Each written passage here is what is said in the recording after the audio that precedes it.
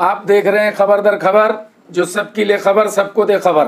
आज की सबसे पहली खबर कोरोना अपडेट की, जहां आज शहर और ग्रामीण में एक एक की मौत हुई है। इसी तरह शहर में आज जहां कोरोना के केवल 4 नए मरीज मिले हैं तो 15 ठीक भी हुए हैं। ग्रामीण में भी आज 57 नए मरीज मिले हैं। इस तरह अब शहर में कुल मरीजों की संख्या 4294 और ग्रामीण में 4173 सहित भिवंडी इलाके में अब कुल कोरोना के मरीजों की संख्या बढ़कर 8467 और मृतकों की संख्या 435 हो गई है।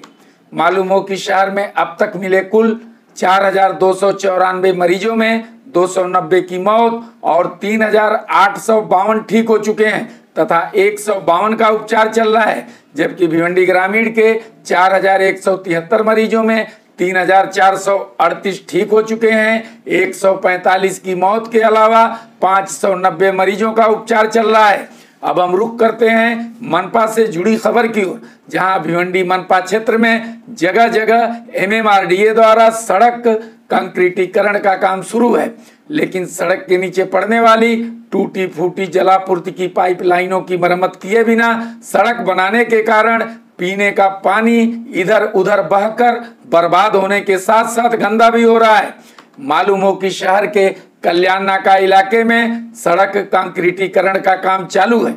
जहां Regent Hotel, State Bank of India परिसर और कापाली आदि इलाके में 150 मिमी व्यास की पाइपलाइन से जलापूर्ति की जाती है, लेकिन सड़क के सीमेंटीकरण के लिए हो रही खुदाई के कारण यह पाइपलाइन लीकेज हो गई है, जिसकी जानकारी सड़क की ठेकेदार कंपनी के अभियंता को देने के बावजूद इसे नजरअंदाज करके फूटी पाइपलाइन के ऊपर ही सीमेंटेड रोड का निर्माण कार्य पूरा कर दिया गया, जिससे जगह जगह से पीने का पानी रिस कर रास्तों पर बहकर बर्बाद हो रहा है। स्थानीय समाज सेवक दीपक नागरे के मुताबिक ठेकेदार की लापरवाही से पेयजल बर्बाद होने के कारण अशोकनगर, कापाली और स्टेट बैंक ऑफ इंडिया परिसर आदि इलाकों में जलापूर्ति पर विपरीत प्रभाव पड़ रहा है। इस बाबत मनपा के जलापूर्ति विभाग के कार्यकारी अभियंता लक्ष्मण गायकवाड़ का कहना है कि उन्होंने इस संबंध में ठेकेदार कंपनी को पत्र देकर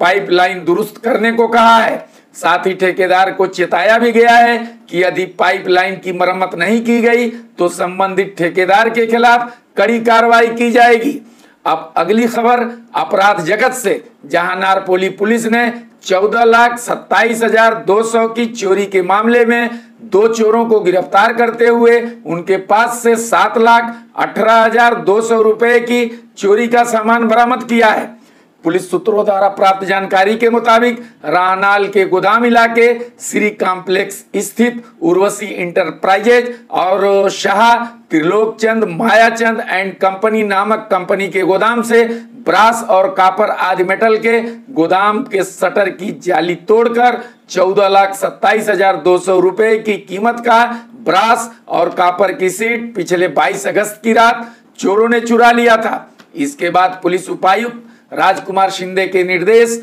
और भिवंडी पूर्व के सहायक पुलिस आयुक्त नितिन कौशिडकर व नारपोली पुलिस स्टेशन के वरिष्ठ पुलिस निरीक्षक मालोजी शिंदे के मार्गदर्शन में पुलिस निरीक्षक अपराध रविंद्र बानी, पुलिस उप निरीक्षक पुष्पराज सुरवे, अशोक बोड़के, राजेश गावड़े, लक्ष्मण सहारे, सुनील सिंधे, पारस बाविष्कर, मयूर श्रीशाट और ताटे आदि की टीम ने मुखबिर की सूचना पर मुंबई के कमाटीपुरा निवासी 33 वर्षीय शैतान सिंह, जसवंत सिंह सोलंकी और कलवा के शिवाजी नगर निवासी 42 वर्षीय फारूक हसन शेख को गिरफ्तार करते हुए उनके पास से 7,18,200 रुपए की कीमत का ब्रास सीट बरामद किया है। इस मामले की आगे की जांच पुलिस उप निरीक्षक सुरवे कर रहे हैं। अब हम आगे बढ़ते हैं एक अन्य खबर की ओर, जहां आज 5 सितंबर को सेंटर ऑफ ट्रेड यूनियन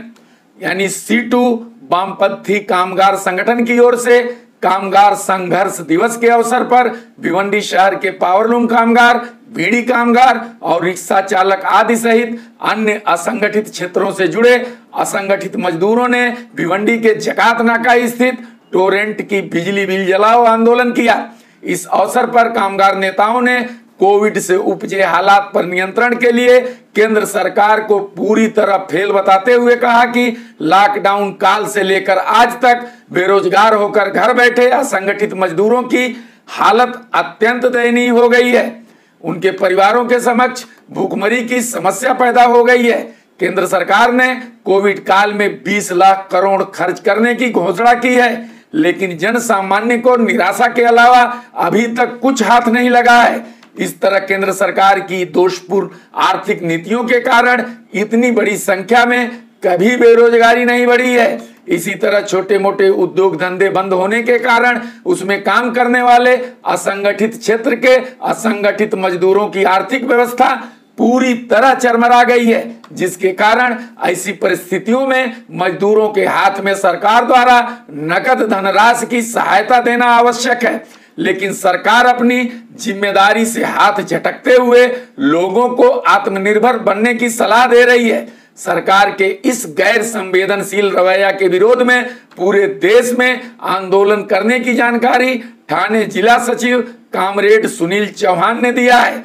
जिसके तहत पूरे महाराष्ट्र में कामगार संगठनों के मुताबिक असंगठित कामगारों को कोविड काल में प्रतिमाह कम से कम 10,000 रुपए की आर्थिक सहायता राशि देने की मांग वाला 4,275 आवेदन पत्र भिवंडी के उप विभागीय अधिकारी के माध्यम से केंद्र और राज्य सरकार तक पहुंचाने के लिए आंदोलनकारियों द्वारा जमा किया गया है। इसी तरह कोविड काल के दौरान टोरेंट कंपनी द्वारा लोगों को अनाप शनाप रीडिंग की बिजली बिल दी गई है, जिसे भरने की शक्ति बेरोजगार लोगों में नहीं है। इसलिए कम से कम 4 महीने की बिजली बिल सरकार द्वारा माफ करने का भी निवेदन सरकार को दिया गया है। इस अवसर पर केंद्र और राज्य सरकार की कामगार विरोधी और जन विरोधी नीतियों को लेकर जबरदस्त नारेबाजी के साथ टोरेंट कंपनी के बिजली बिल की होली भी जलाई गई। इस अवसर पर कामरेड सुनील चौहान, कामरेड कमला गुट्टू,